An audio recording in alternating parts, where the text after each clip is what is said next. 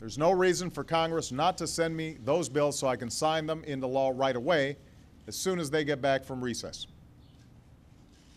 Both parties share power in Washington, and both parties need to take responsibility for improving this economy. It's not a Democratic responsibility or a Republican responsibility.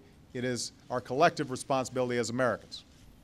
And I'll be discussing additional ideas in the weeks ahead to help companies hire, invest, and expand.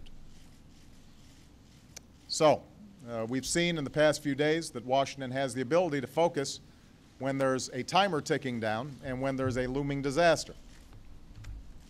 It shouldn't take the risk of default, the risk of economic catastrophe, to get folks in this town to work together and do their jobs.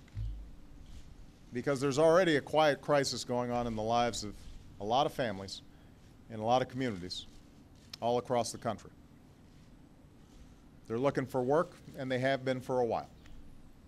Or they're making do with fewer hours or fewer customers. Or they're just trying to make ends meet. That ought to compel Washington to cooperate.